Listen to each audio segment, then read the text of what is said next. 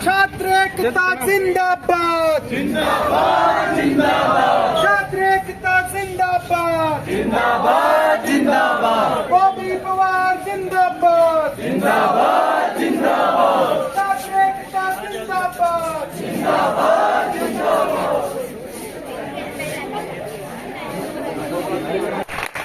तो मैं इसी के साथ हमारे जो कार्यक्रम के आज के अध्यक्ष हैं हमारे बड़े भाई अजय जोशी जी, मैं उनको मंच पर आमंत्रित करता हूं कि वे अपने आगे के कार्यक्रम की शुरुआत करें।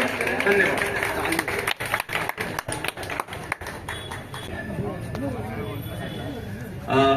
आशीष का थैंक यू। और सबसे पहले हमारे जितने भी जनप्रतिनिधि यहाँ पे बैठे हुए हैं, दूर दराज के क्षेत्रों से आए हुए हैं, जो हमारे बुजुर्ग जन हैं, अभिभावकगण हैं, माताएं हैं, बहनें हैं, मैं आप सभी का हृदय की गहराइयों से बहुत बहुत स्वागत करता हूँ। मैं स्वागत करता हूँ देहरादून से आए हुए हमारे जो है विशाल चौहान जी का। मैं स्वागत करता हूँ बेरोजगार संगठन के अध्यक्ष माननीय श्री बॉबी पवार का, जिन्होंने हमारे लिए न जाने कितने डंडे खाए, न जाने कितनी पीड़ाएं सही, लेकिन ये हमारे लिए डटे रहे। ये किसी तरह झुके नहीं। इन पर कई सारी अटेम्प्ट टू मर्डर के चार्जेस लगाए गए, सेक्शन 307 लगाया गया, इनको जेल से बाहर नहीं आने दिया गया। हमारे आंदोलन को तोड़ने की बहुत सारी कोशिशें की गई, लेकिन ये फिर भी डटे रहे।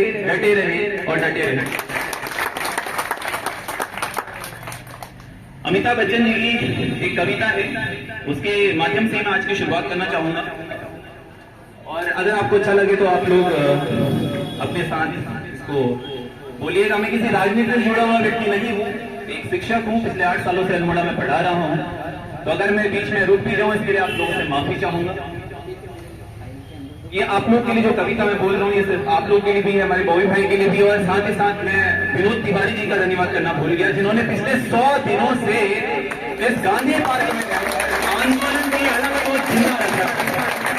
इतने जोर से तालियों की आवाज आनी चाहिए कि आवाज आनी चाहिए। और धन्यवाद विनोद तिवारी जी, ये आपके लिए भी है और हमारी बुजुर्ग माताओं के लिए भी है, दादी के लिए भी है, कि मुट्ठी में कुछ सपने लेकर भरकर जेबों में आशाएं, मुट्ठी में कुछ सपने लेकर भरकर जेबों में आशाएं, दिल में है अरमान यही कुछ कर जाएं। पूरा होने दीजिएगा, आप लोग साथ दीजिएगा, थोड़ी लंबी कविता है। कि मुट्ठी में कुछ सपने लेकर भरकर जेबों में आशाएं, दिल में है अरमान यही कुछ कर जाएं। सूरज सा तेज नहीं मुझमें, दीपक सा जलता देखोगे, सूरज सा तेज नहीं मुझमें सा जलता देखोगे, अपनी हद रोशन करने से तुम मुझको कब तक रोकोगे, मैं उस माटी का वृक्ष नहीं जिसको नदियों ने सींचा है, मैं उस माटी का वृक्ष नहीं जिसको नदियों ने सींचा है।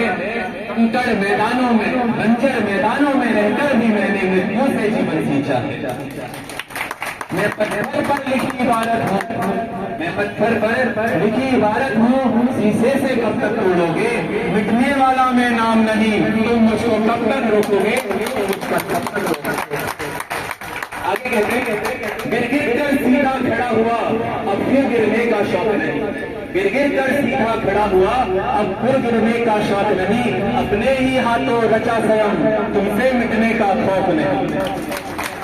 तुम हालातों की भट्टी में जब भी मुझको झोंकोगे, तुम हालातों की भट्टी में जब भी मुझको झोंकोगे, तब कर सोना बनूंगा मैं, तुम मुझको कब तक रोकोगे, 1971, चूंकि मैं आपको बता ही दिया, मैं एज अ टीचर भी आप लोगों से यहाँ पे बोलूंगा, तो थोड़ा रॉ फैक्ट्स और सारी आपके लोगों के एग्जाम के लिए भी काम में आ जाएंगे। मैं राजनीति से बिल्कुल ही इतर आप लोगों को कुछ फैक्ट्स भी बताऊंगा, और हम लोग किस मुद्दे के लिए यहाँ पर हैं उसके बारे में भी आपको थोड़ा अवगत कराना।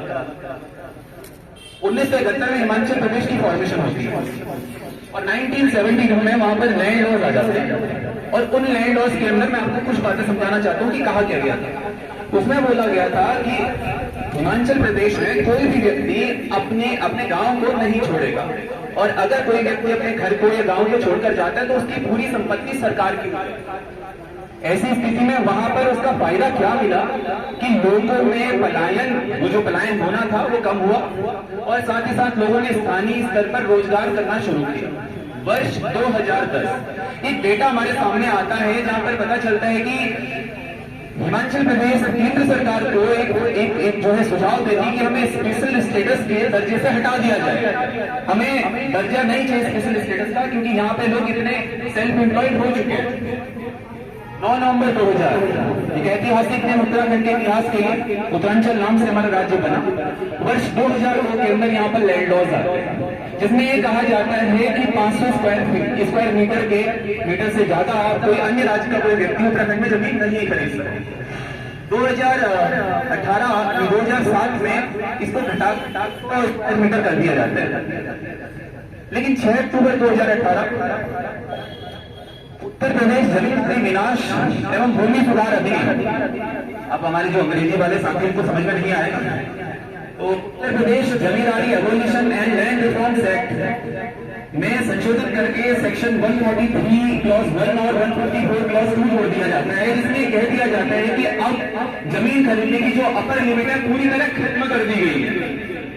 यानी कि कोई भी दूसरे राज्य का व्यक्ति उत्तराखंड में आकर चाहे जितनी वो जमीन खरीद सकता है।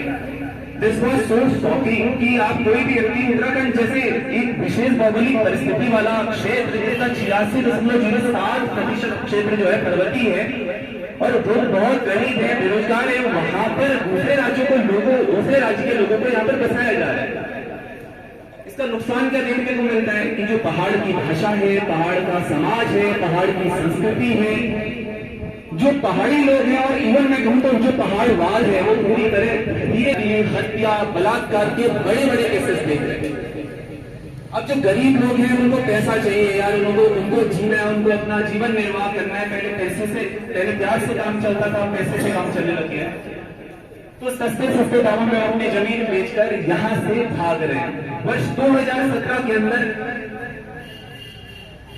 पलायन आयोग की स्थापना की जाती है, और वर्ष 2018 मेरे फादर उत्तराखंड पुलिस में रहे, वो रिटायर होने से पहले एक रिपोर्ट उनके ही माध्यम से, मतलब कि पलायन आयोग ने उन्होंने एक सर्वे करवाया था, तो वो जो है पिथौरागढ़ के क्षेत्रों में घूमे थे, तो पता चला कि 1 लाख सिर्फ पिथौरागढ़ में ऐसे घर हैं जो घोस्ट हाउसेस बन चुके, यानी कि लोग पलायन में लग चुके हैं।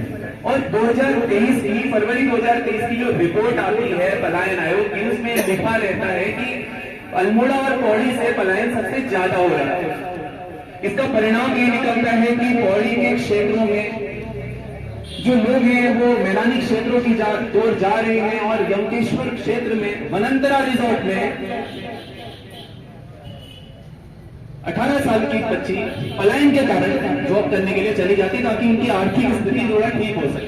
ये पलायन का डायरेक्ट इनडायरेक्ट इम्पैक्ट है, चाहे उसके घर वालों ने छोड़ा नहीं छोड़ा ये गलत बात है। लेकिन एक छोटी बच्ची जिसके बड़े सपने हैं कि मैं कुछ बड़ा करूंगी, उसके साथ उसको मारा जाता है, पीटा जाता है, और मैं बोल नहीं पाऊंगा इस बात को, लेकिन ये बहुत बड़ी बात है कि उस बच्ची को मारकर उसका रेप करके 3 दिन कमरों में रखा जाता है। रिपोर्ट सामने नहीं आई है, मैं साफ बोलूंगा। 3 दिन रेप किया जाता है, उसके बाद उसको नदी के अंदर फेंक दिया जाता है। ये दुर्दशा है उत्तराखंड की महिलाओं के। अभी इंटर के रिजल्ट आए हैं और आने वाले मीडियम के भी। ऐसी स्थिति में अगर कोई बच्ची जॉब करना चाहती है, अपने परिवार के सपनों को पूरा करना चाहती है, तो मैदानी क्षेत्रों में कैसे जा पाए? ये अपने आप में बहुत बुरा है। और उत्तराखंड के क्षेत्रों में इसीलिए हमारे जो तिवारी जी हैं ये चाह रहे हैं कि हमारे उत्तराखंड के क्षेत्र में सख्त भू कानून आए, और साथ ही साथ अंकिता भंडारी को इंसाफ मिले जितनी जल्दी हो सकता है। चाहे कोई व्यक्ति राजनीतिक दल से जुड़ा हुआ हो, न जुड़ा हुआ हो, कितना ही पैसा उसके पास क्यों ना हो, लेकिन उस व्यक्ति को अगर उसने गलत किया है तो उसको संविधान के दायरे में रहकर, और जो सेक्शन हमारे पास सीआरपीसी बनाई गई, आईपीसी बनाई गई है, उसके अंडर उनको सजाएं मिले। 2 बातें तो इसके लिए लगातार हमारे तिवारी जी और मोदी भाई जो है संघर्ष करते रहे हैं। अब जो तीसरा पॉइंट निकल कर आता है वो है आप लोगों का मुद्दा, जो सबसे ज्यादा जरूरी है। कि आप लोग इतनी तैयारी कर रहे हैं, गरीब परिवार से बिलोंग करते हैं। मुझे 8 साल हो गए, जैसे कि मैंने आप लोगों को बताया। मैंने ऐसे ऐसे बच्चे देखे हैं जिनकी खाने की व्यवस्था नहीं है और वो चाहते हैं कि हम गवर्नमेंट जॉब करें। उसके लिए उन्हें तैयारी करनी है, क्योंकि कंपटीशन का लेवल हद से ज्यादा बढ़ चुका है। ऐसे कई सारे कोचिंग इंस्टीट्यूट वाले हैं जो यहाँ पे फ्री में भी बच्चों को पढ़ाते हैं। मैं आप सभी का बहुत बहुत धन्यवाद भी करना चाहूंगा, क्योंकि बहुत गरीब बच्चे बहुत दूर दराज के क्षेत्रों से यहाँ पर पढ़ने के लिए आते हैं। और हम जितना अपनी तरफ से हो सकता है, पहले भी कंट्रीब्यूशन करते रहे हैं, अब भी कंट्रीब्यूशन कर रहे हैं और फ्यूचर में भी जितना हो सकेगा हम कंट्रीब्यूशन करेंगे। और ऐसे बच्चों के साथ होता क्या है कि 36 लाख रुपए देकर सीट्स को खरीद लिया जाता है। सीट खरीदने के बाद और साथ ही साथ जो है, जो हम लोग काम कर रहे हैं, जो हम लोग मेहनत कर रहे हैं, हमने कितनी किताबें पढ़ ली, जितनी परीक्षा वाणी थी पूरी रट ली। अजय सिंह रावत हमने पूरी पढ़ ली। पीएस ने लंबे समय तक हमारे लिए संघर्ष किया है और हम इस आंदोलन में जो आज विनोद तिवारी जी के 100 दिन पूरे हो गए हैं, बस संघर्ष की नीति के साथ, गांधी जी की नीति के साथ आगे बढ़ रहे हैं। हम गांधी जी की विचारधारा को भी मानते हैं और साथ ही साथ हम भगत सिंह की विचारधारा को भी फॉलो करते हैं। मैं